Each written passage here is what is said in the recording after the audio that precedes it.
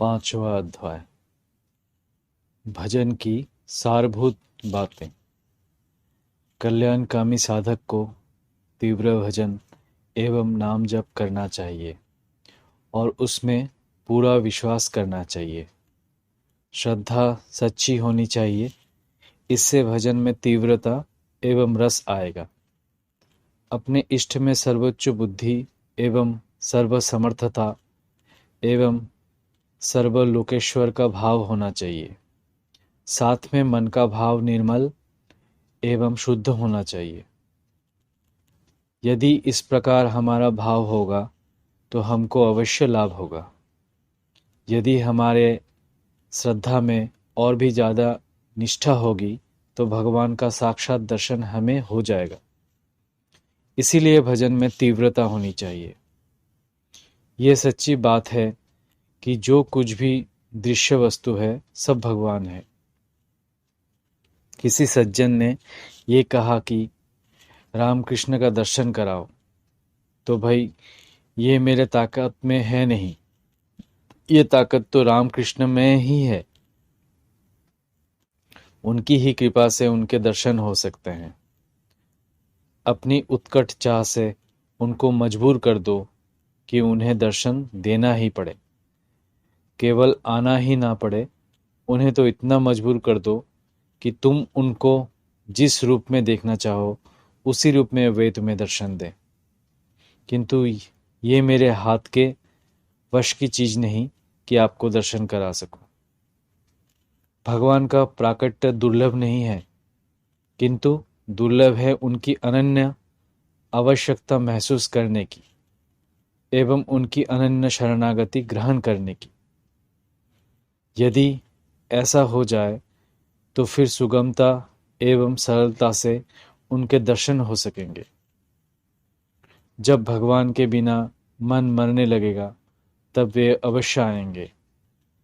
वे हमारे मन में प्रवेश कर जाएंगे। या तो वे अपना मन हमें दे देंगे अथवा हमारा मन वे ले लेंगे। वैदिक कर्मों में सबका अधिकार नहीं है, किंतु भगवान की भक्ति में सबका समानाधिकार है। भक्ति के वश में होकर भगवान शबरी के पास जाते हैं, किंतु अपने ज्ञान के गर्भ में फूले हुए ऋषि मुनियों के पास नहीं जाते। वे रोदास के पास जा सकते हैं, किंतु राजा के पास नहीं। उनको बुलाने के लिए भक्ति की उत्कट आवश्यकता है। जब मन आर्त होकर एवं विकल होकर उनको पुकारेगा तो वे शीघ्र ही हमें दर्शन देंगे। प्रश्न: भगवान का भजन किस भाव से करना चाहिए? उत्तर: भगवान के जिस रूप की हम उपासना करते हैं उस रूप में अटल एवं पक्का विश्वास होना चाहिए। नहीं तो भगवान हमारी ओर ताकेंगे ही नहीं। वे हमें असहाय की भांति छोड़ देंगे, किंतु उस अटल विश्वास से वे हमें छोड़ेंगे ही नहीं। किसी वस्तु की उनसे चाहना नहीं रखें, मोक्ष की भी इच्छा ना रखें, इसको भी ठुकरा दें। भगवान की भक्ति में मोक्ष का कोई भी मूल्य नहीं है। भक्त लोग तो भगवान की भक्ति में ही मस्त रहते हैं। उनकी कोई इच्छा उद्भूत होती नहीं। भजन ऐसा हो कि एक निष्ठ जहाँ मन को ले जाना चाहे वही ले जाए, ऐसा मन पर अधिकार रखना चाहिए। भगवान की भक्ति में अंतर नहीं आना चाहिए। भजन में व्यर्थ की बातें नहीं करनी चाहिए। तेल धारावत भगवान का भजन करना चाहिए।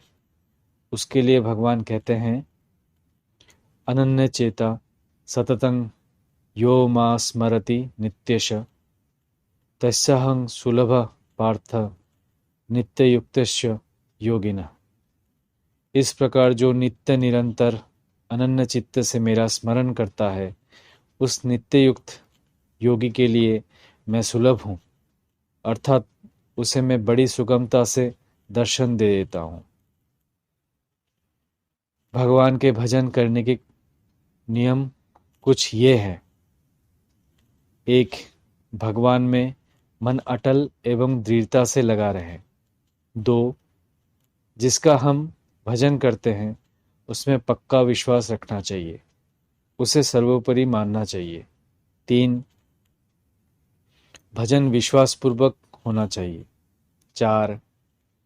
भजन में भजनीय का ही ध्यान हो।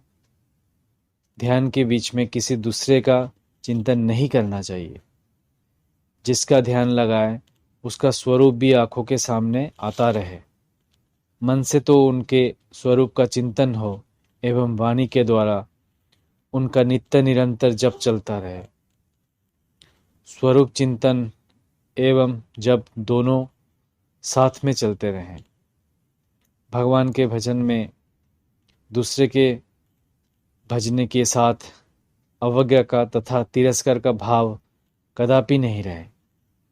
यदि हम भगवान श्री राम का नाम लेते हैं तो भगवान शंकर का नाम लेने वाले में तुच्छ बुद्धि ना हो। अपने को तो भगवान में ही भरोसा रखना चाहिए, दूसरा चाहे कुछ भी करे। दूसरे उपासक के देवता में, इष्ट में, पूजा में विरोध नहीं करना चाहिए। जो भी नाम जप हो श्रद्धापूर्वक होना चाहिए।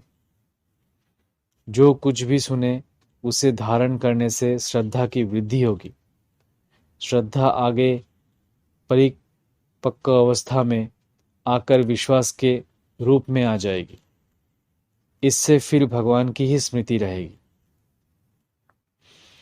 इससे आगे फिर भजन भाव के साथ में होगा। उसमें हमारा अनन्य प्रेम हो जाएगा एवं अनन्य श्रद्धा स्वतः ही हो जाएगी।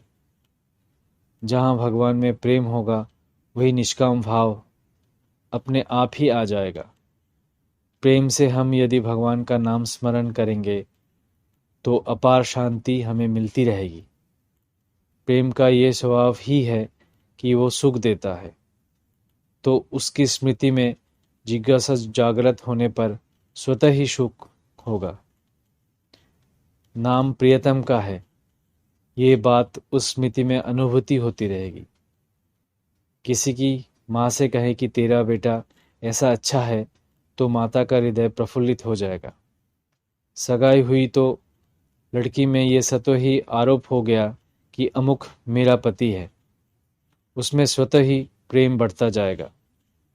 कहीं उसकी बात होगी तो वो लुक छिप करके भी सुनने की चेष्टा करेगी। कहीं प्रियतम का फटा हुआ टुकड़ा भी मिल जाए तो उसको सुखानुभूति होगी। जब तक भजन में रति नहीं, प्रेम नहीं, तब तक उसे सुख की प्राप्ति कदापि नहीं होगी। यदि वो ऐसा सोचता है कि क्या करें, प्रेम करना पड़ता है, तो ऐसे विचार वालों को सुख कदापि नहीं मिलेगा। जब नियमों में यदि रुचि हो तो सुख अपने आप ही होता है। रूप, अभ्यास, रुचि में नियम की आवश्यकता होती है। अभ्यास में तो घड़ी की आवश्यकता रहती है। मन यदि ध्यान में नहीं लगे तब भी जबरदस्ती लगाना चाहिए। आगे जाकर स्वतः ही उसमें स्वाद आने लगेगा। फिर प्रेम भी बढ़ने लग जाएगा। स्वाभाविक ही होता रहेगा। उससे छूटता नहीं, क्योंकि उससे तो उसमें ही स्वाद आने लग जाता है। यदि प्रेम हो तो गोपांगनाओं जैसा होना चाहिए। ऐसा अभ्यास कर लेना चाहिए कि भगवान के बिना मन लगे ही नहीं। ये चीज़ अभ्यास से होगी, इसीलिए अभ्यास करते रहना चाहिए। ये सिद्धांत है कि जिस काम में मन लगता है वो काम बड़े सुंदर ढंग से होता रहता है। इसी प्रकार मन भगवान में लगा देना चाहिए। ऐसा लगाएं कि फिर छुड़ाने पर भी मन भगवान से छूटे नहीं। ये भाव होना चाहिए। ये भाव जब मूर्तिमान होता है तब वो राधा बन जाता है, फिर वो महाभाव हो जाता है। ये भक्ति मार्ग की जीव के लिए परम आकांक्षा का भाव है। भजन को भीतर ही भीतर छोड़ना चाहिए, उसको गुप्त ही रखें। जिस प्रकार लोभी अपने धन को प्रकट नहीं करता, उसी प्रकार हमको भजन गुप्त रखना चाहिए। प्रेम की गहराई में उतर करके भगवान पर अपने को न्यौछावर कर देना चाहिए, फिर उसे निर्मल प्रेम रस मिलेगा। नहीं तो यदि प्रेम के नाम पर शरीर में ही प्रेम रह जाता है तो वो कलंकित करने वाला प्रेम है। अंत में वो कलंकित ही करेगा, उससे जन्म बंधन से छुटकारा नहीं होगा, बारंबार जन्म मरण के चक्कर में आना पड़ेगा। प्रेमी अपने को प्रेम में ही छिपाने की कोशिश करता है, प्रेम का वितरण नहीं होता। प्रेमी अंदर ही अंदर अपने से बातें करता रहता है, मन ही मन में वो अटपटी बातें बकता रहता है। जहाँ प्रचार के लिए प्रेम होता है वहाँ सूक्ष्म रूप से कामना आ जाती है। जहाँ अपने में सुख की अभिलाषा जागे तो मान लेना चाहिए कि कोई अंदर छिपी हुई वासना जाग पड़ी है। प्रेम भगवान का ही स्वरूप है।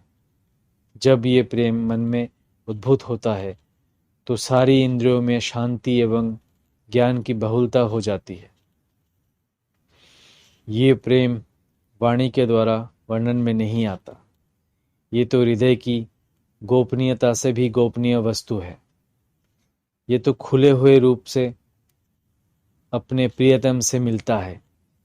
इसमें दोनों भक्त एवं भगवान की आत्माएं मिलकर एक हो जाती है। जहाँ प्रेम नहीं वहाँ किसी न किसी प्रकार से लेना शेष है। वहाँ प्रेम ठहरता नहीं, ठहरता है तो भी मोटे रूप में। जैसे दिन एवं रात्रि चाहे कि हम दोनों एक साथ में रहें तो नहीं रह सकते, या तो दिन ही रहेगा या रात्रि ही रहेगी। दोनों किसी भी स्थिति में एक साथ नहीं रह सकते। इसी प्रकार प्रेम और संसार एक साथ में नहीं रह सकते। राम एवं सांसारिक पदार्थ दोनों नहीं मिल सकते। जहाँ राम है वहाँ काम नहीं, काम तो राम से कोसों दूर है। संसार के ध्वंसावशेषों की धूली लगाकर प्रेमी नाचता है। जहाँ मनोरथ है वहाँ प्रेम किसी प्रकार से भी नहीं हो सकता। इसीलिए प्रेम का स्थान ऊंचा है। एक सज्जन मुझसे कहते हैं कि आप ज्ञान के बाद प्रेम होता है ऐसा कहते हैं, तो क्या ज्ञान प्रेम से छोटा है? नहीं, छोटा नहीं है। उसे हृदय से ग्रहण करो। बात यह है कि ज्ञान में भी प्रेम छूटना नहीं चाहिए। जब तक ज्ञान में प्रेम का समावेश नहीं हो तो मानना चाहिए कि अभी वास्तविक ज्ञान की कमी है। प्रेम में ज्ञान छूटता नहीं। कुछ ऐसे ज्ञानी हैं जैसे शुकदेव, नारद, व्यास, ये भी जब भगवान के सौंदर्य का दर्शन करते हैं तो ज्ञान के रहते हुए भी प्रेम का स्वाद चखने लग जाते हैं। किसी महात्मा ने कोई इच्छा होती है तो वो भगवत इच्छा से ही होती है। भगवान कहेंगे कि संसार में जाओ और पापियों को अपने ज्ञान तथा भक्ति द्वारा मुक्त करो, तो वो उनके कथानुसार करेगा।